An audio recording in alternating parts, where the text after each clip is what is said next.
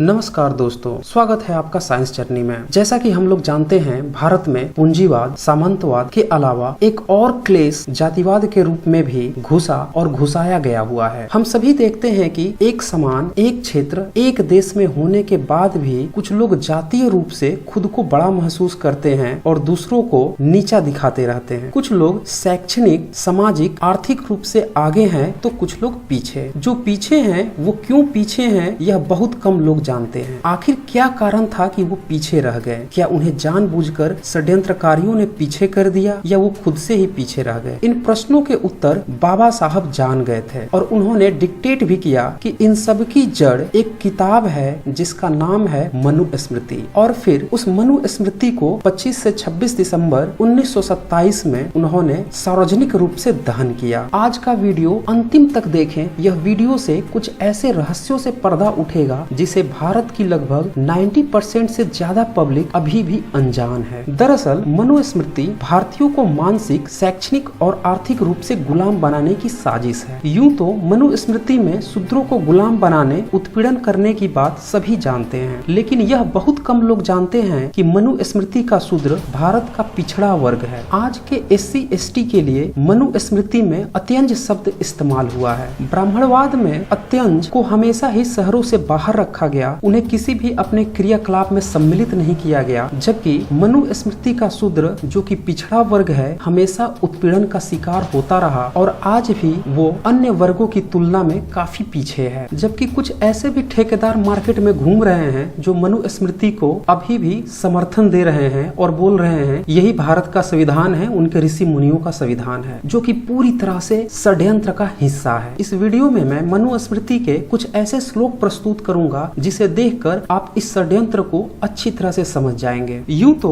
भारत में 28 से 30% SC ST, जबकि शूद्र जो कि पिछड़ा वर्ग है वो 60% के करीब है। फिर यहाँ पे यह प्रश्न उठता है कि इतनी बड़ी आबादी को मुट्ठी भर लोगों ने मनुस्मृति के माध्यम से कैसे गुलाम बना लिया? दरअसल गुलाम बनाने के लिए कुछ षड्यंत्र की जरूरत होती है और उसी षड्यंत्र का नाम मनुस्मृति है। शूद्रों को गुलाम बनाने के लिए मनुस्मृति में पहले उनके आत्मसम्मान को गिराया गया, फिर उन्हें शिक्षा के अधिकार से रोका गया, फिर उनकी आर्थिक यानी कि धन रखने नहीं दिया गया और फिर उन्हें सामाजिक रूप से लाचार बना दिया गया। और जब इस तरह का कोई वर्ग बन जाएगा तब उससे आप आसानी से गुलामी करवा सकते हैं और फिर उसका उत्पीड़न कर सकते हैं। तो इस तरह से पिछड़े वर्ग को पीछे किया गया। अब ये सारी बातें मैं अपने तरफ से नहीं कह रहा हूँ, मनुस्मृति के कुछ श्लोक देखिए, उससे आपको स्पष्ट हो जाएगा। अब कुछ लोग यहाँ पे मिलावटी भी कह सकते हैं कि ये किताब मिलावटी है, तो मैं आपको बता दूं कि मार्केट में जो भी मनुस्मृति उपलब्ध है उसमें से 3 मनुस्मृति का मैंने हवाला लिया है और उन सब का मिलान करके यह वीडियो बना रहा हूँ, जिसमें से एक है रूपेश ठाकुर प्रसाद प्रकाशन का, दूसरा गीता प्रेस प्रकाशन और तीसरा है पंडित गिरिजा प्रसाद द्विवेदी का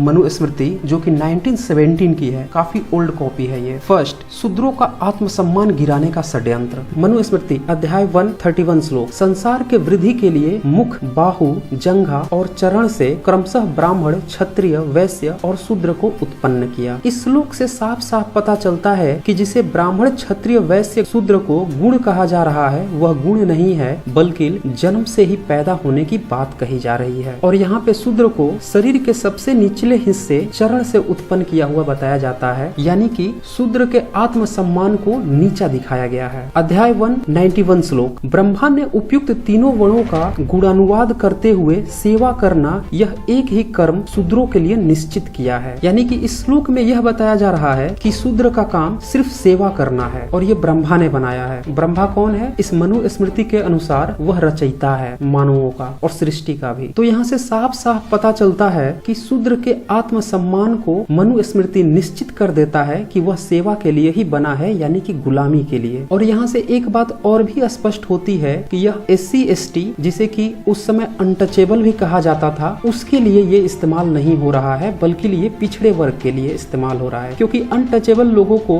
तो छूने तक का अधिकार नहीं था, उन्हें शहरों से दूर रखा जाता था, तो वो सेवा कैसे करते? ब्राह्मण का आत्मसम्मान गिराने के लिए सबसे महत्वपूर्ण होता है किसी भी व्यक्ति का नाम। तो मनुस्मृति में शूद्रों का आत्मसम्मान गिराने के लिए उनके नाम को बहुत ही निंदा युक्त या कह सकते हैं कि खराब नाम रखने का आदेश देता है, ताकि वो जिंदगी भर अपने इस नाम के कारण कभी भी आत्मसम्मानित न हो सके। देखें। अध्याय 231 श्लोक, ब्राह्मण का मंगलवाचक, क्षत्रिय का बलवाचक, वैश्य का धन से युक्त और शूद्र का निंदा से युक्त नाम रखना चाहिए। यही कारण है कि आज भी आप देखेंगे कि जितने भी पिछड़े वर्ग हैं उसमें से अधिकांश लोग अभी भी अपने बच्चों का नामकरण ब्राह्मण को बुलाकर करवाते हैं, और जब ब्राह्मण आएगा तो नाम कैसा रखेगा? निंदा युक्त, क्योंकि मनुस्मृति में यह क्लियर कट लिखा हुआ है। अन्यथा आप इसी से सोचे कोई वर्ग अपने बच्चों का नाम किसी दूसरे से क्यों करवाया गया। लेकिन यह जो नियम बनाया गया, यह नियम इसीलिए बनाया गया ताकि ब्राह्मण आकर किसी के बच्चे का नाम रखे और मनुस्मृति के हिसाब से नाम रखे, यानी कि आत्मसम्मान का जो नाम है वो गिरा हुआ रखे, और ताकि जिंदगी भर वो शूद्र कभी नाम से सम्मानित ना हो सके। इसलिए आपने देखा होगा गाँव में किसी का नाम तोताराम होता है, किसी का मंगरुआ होता है, जबकि ब्राह्मण अपने बच्चों का नाम इस तरह से नहीं रखता। इसी के अगले श्लोक में मनुस्मृति उदाहरण भी देता है कि नाम किस तरह का रखे। सर्मांत ब्राह्मण का जैसे गोपीनाथ शर्मा, क्षत्रियों का रक्षा से युक्त जैसे कि रघुवीर सिंह या रामनाथ वर्मा, वैश्य का पुष्टि से युक्त जैसे घनश्याम गुप्त, और शूद्र का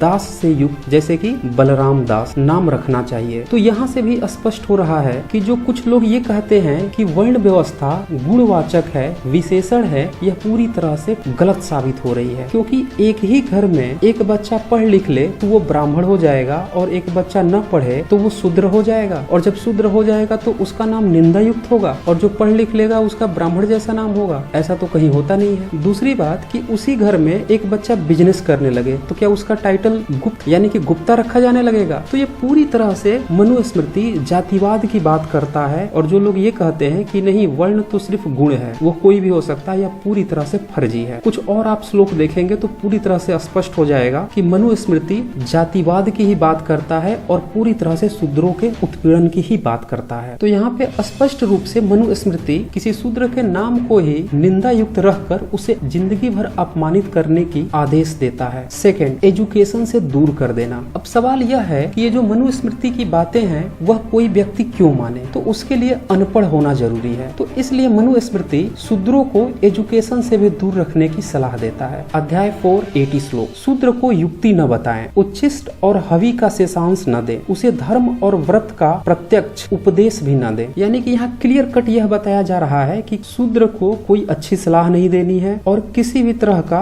कोई उपदेश भी नहीं देना है। अब इसी का अगला श्लोक देखें, जो दूसरे धर्म का उपदेश और व्रत का आदेश करता है वह उस शूद्र के साथ असंवृत नामक अंधकार में नरक में जा गिरता है। यहाँ भी यह पूरी तरह से बताया जा रहा है कि शूद्र को अगर कोई दूसरे धर्म का उपदेश या व्रत रख रहा है तो वह शूद्र की तरह अंधकार में नरक में जा गिर रहा है। यानी शूद्र को यहाँ भी किसी दूसरे धर्म यानी कि यहाँ भी किसी दूसरे धर्म का भी उपदेश नहीं सुनना है, न व्रत रखना है। पूरी तरह से अपने एजुकेशन से दूर और किसी दूसरे धर्म के भी एजुकेशन से दूर। अध्याय 3 156 श्लोक, वेतन लेकर पढ़ाने वाला, वेतन देकर पढ़ने वाला, शूद्र से पढ़ने वाला या शूद्र को पढ़ाने वाला, कटुभाषी, सधवा या विधवा के पेट से पर पुरुष द्वारा उत्पन्न ब्राह्मण, देव और पितृ दोनों कार्यों से त्याज्य है। त्याज्य मतलब प्रतिबंधित है। अब यहाँ पे क्लियर कट लिखा हुआ है कि शूद्र से पढ़ने वाला और शूद्र को पढ़ाने वाला। तो जो लोग ये बोल रहे हैं कि शूद्र गुण है, उनके मुंह पर यह तमाचा है श्लोक। वास्तव में शूद्र से पढ़ने वाला यानी कि जाति की बात हो रही है, अन्यथा वो किसी को पढ़ाएगा कैसे? अगर एक शूद्र पढ़ा हुआ है और फिर भी वो शूद्र कहा रहा है, इसका मतलब कि उसकी जाति है। इसी में आगे ये कहा जा रहा है कि शूद्र को पढ़ाने वाला। अब बताइए, इससे भी स्पष्ट हो रहा है कि जाति की ही बात हो रही है। एक शूद्र का बच्चा जो है उसको अगर आप पढ़ाओगे नहीं तो वो पढ़ेगा कैसे? और एक ब्राह्मण का ही बच्चा है अगर नहीं पढ़ रहा है तो आप उसे शूद्र कह दो, अगर गुणवाचक है तो फिर उसे पढ़ाओगे ही नहीं, क्योंकि शूद्र को पढ़ाने वाला प्रतिबंधित है। कुल मिला के यह बात चल रही है कि शूद्रों को एजुकेशन से बिल्कुल भी दूर कर देना है। अब जब एजुकेशन से भी शूद्र दूर हो जाएगा तो बचता है उसकी आर्थिक स्थिति। अगर किसी शूद्र के पास एजुकेशन नहीं है, सम्मान नहीं है, लेकिन उसके पास अगर संपदा है तो भी वो गुलाम होने से मना कर सकता है। तो इसलिए मनुस्मृति शूद्रों को गुलाम बनाने के लिए उन्हें धन छीन लेने की भी बात करती है। अध्याय 8 417 श्लोक, काम आ पढ़ने पर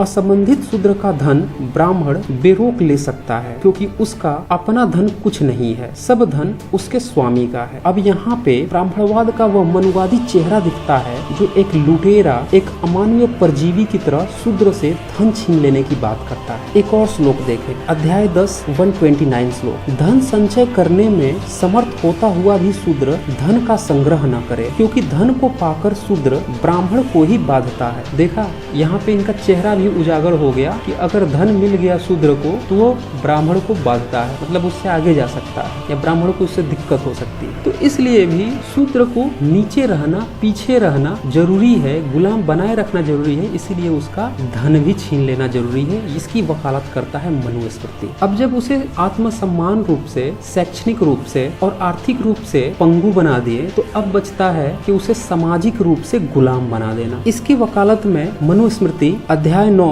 334 श्लोक में लिखता है, वेदों को जानने वाले ब्राह्मणों की और यशस्वी गृहस्थों की सेवा करना ही शूद्रों को स्वर्ग देने वाला परम धर्म है। क्लियर कट यहाँ पे यह बात हो रही है कि शूद्र का काम क्या है? ब्राह्मणों की सेवा करना। अध्याय 9 335 श्लोक, यत्न और वाणी से पवित्र रहने वाला, श्रेष्ठ जातियों की सेवा करने वाला, मीठा बोलने वाला, अहंकार रहित और ब्राह्मण के आश्रित रहने वाला शूद्र अपने से उत्कृष्ट जाति को पाता है। अब यहाँ क्लियर यह बात लिखी हुई है कि शूद्र ब्राह्मण पे अगर आश्रित हो तभी वह उत्कृष्ट जाति को पाएगा, अन्यथा वो निकृष्ट ही रह जाएगा। यानी कि यहाँ भी ब्राह्मण की गुलामी की बात हो रही है। अब जब उसके धन छीन लिया गया, गुलाम भी बना लिया गया, तो फिर शूद्र अपनी जीविका कैसे चलाएगा? उसके लिए मनुस्मृति अध्याय 10 121 श्लोक में लिखता है, ब्राह्मण की सेवा करते हुए यदि शूद्र का जीवन निर्वाह न हो तो क्षत्रिय की सेवा करे, यदि उससे भी पेट न भरे तो धनिक वैश्य की सेवा कर जीवन निर्वाह करे। यानी कि शूद्र को जिंदगी भर गुलाम ही रहना है, चाहे ब्राह्मण की या क्षत्रिय की या फिर वैश्य की। इसी के अगले श्लोक में देखें, वह शूद्र स्वर्ग के लिए या दोनों स्वार्थ और परमार्थ के लिए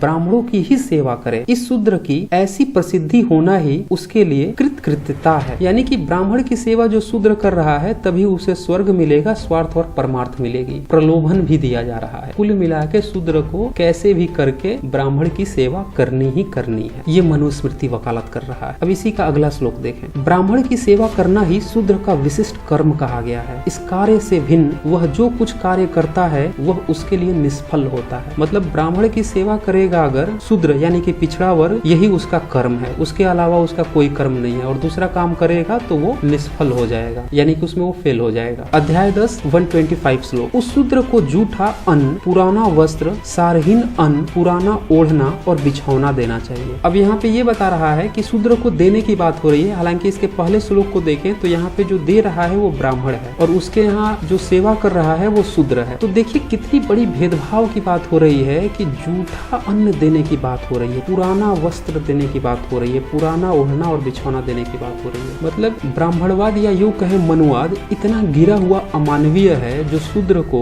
जूठा अन्न देने की बात कर रहा है। तो इस तरह से शूद्रों की गुलामी कराने के लिए और भी कई सारे श्लोक हैं, लेकिन समय की कमी के कारण मैं कुछ चुनिंदा श्लोकों को ही यहाँ पेश कर रहा हूँ। आजकल कुछ धर्म के धंधेबाज यह प्रचारित कर रहे हैं कि मनुस्मृति संविधान की तरह है और उसमें पनिशमेंट के बड़े अच्छे रूल दिए हुए। उसमें से भी कुछ श्लोक मैं आपको दिखा देता हूँ। ये जितने भी पनिशमेंट के रूल दिए गए हैं ये सारे के सारे शूद्र के उत्पीड़न के लिए हैं। और यहाँ पे मनुस्मृति के लेखकों ने या यूं कहे ब्राह्मणवाद ने खुद को लाभ लिया है और शूद्रों का उत्पीड़न किया है। यह श्लोक देखें, शूद्र यदि ब्राह्मण, क्षत्रिय और वैश्य को पापी आदि क्रूर वचन कहे तो उसे जिह्वा छेदन का दंड देना चाहिए, क्योंकि उसकी उत्पत्ति जघन्य स्थान से है। तो जो शुरू में मैंने बताया था कि जो पैरों से उत्पन्न इनने बताया है शूद्रों को, वो यहाँ पे आ ही गया सब कि शूद्र की उत्पत्ति जघन्य स्थान से है तो उसका जीभ काट देना चाहिए। अगर वो ब्राह्मण, क्षत्रिय और वैश्य को पापी शब्द भी बोल देता है या इस जैसा कुछ और बोल देता है,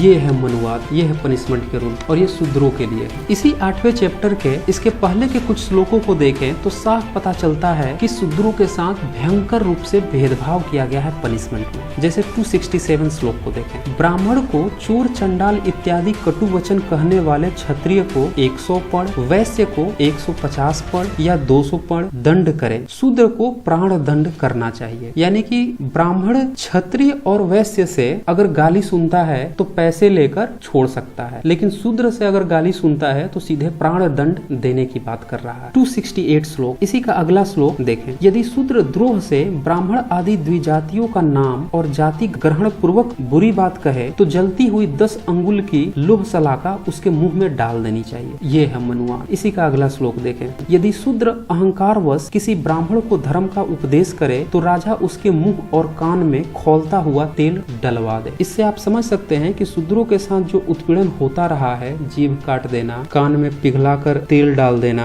या मुंह में लोह सलाखा डाल देना, ये कहाँ से आया है? ये सारे के सारे मनुस्मृति से आया है। जबकि इस तरह के शब्द किसी क्षत्रिय, वैश्य या ब्राह्मण के लिए नहीं है, सिर्फ और सिर्फ शूद्र के लिए। तो ये है धर्म के धंधेबाजों का संविधान पिछड़े वर्ग के लिए। आप समझ सकते हैं कि पिछड़ा वर्ग आज तक इतना पिछड़ा क्यों रहा। तो इस तरह से हम लोग देखते हैं कि मनुस्मृति में शूद्र वर्ण गुण न होकर जाति की बात करता है तथा यह पिछड़े वर्ग के लिए इस्तेमाल किया गया है, जबकि अत्यंज शब्द अछूत या दलितों के लिए इस्तेमाल किया गया है। और निष्कर्ष के रूप में मनुस्मृति एक षड्यंत्र थी भारत में एक बहुत बड़ी जनसंख्या को शारीरिक, आर्थिक, शैक्षणिक और मानसिक रूप से गुलाम बनाने की। ज्योतिबा फूले, जगदेव कुशवाहा, गुरु नानक देव सहित 10 गुरुओं तथा इन जैसे महान विचारकों, समाज सुधारकों को कोटि कोटि नमन, जिन्होंने जातिवाद, वर्णवाद की इस गंदगी से समाज को सुधारने का प्रयास किया। और अंतिम में बाबा साहब अम्बेडकर जी को कोटि कोटि धन्यवाद, जिन्होंने इस मनुस्मृति नामक गंदगी को पहचान कर ताबूत में डाल दिया। आगे भी मैं मनुस्मृति पे कुछ और भी वीडियो लाऊंगा। तो दोस्तों, इस वीडियो को ज्यादा से ज्यादा शेयर करें ताकि सभी को पता चल सके कि मनुस्मृति सिर्फ और सिर्फ शोषण की किताब है और भारतीयों को मानसिक गुलाम बनाए रखने के लिए सामाजिक, आर्थिक, शैक्षणिक तौर पे यह रची बसी और बुनी गई है। यह संविधान तो बिल्कुल भी नहीं है, बल्कि यह षड्यंत्र है और इसकी वकालत करने वाले सिर्फ और सिर्फ षड्यंत्रकारी हैं। भारत के गुलाम होने का भी कारण यही रहा है, क्योंकि एक बहुत बड़ी जनसंख्या को गुलाम बना दिया गया। और जब कोई गुलाम होगा तो वो अपने देश के लिए, अपने समाज के लिए लोग बट जाएंगे। और यही कारण था कि भारतीय लोग आपस में बटे रहे और इसीलिए भारत को कई बार गुलामी भी झेलनी पड़ी। तो आज बस इतना ही। धन्यवाद।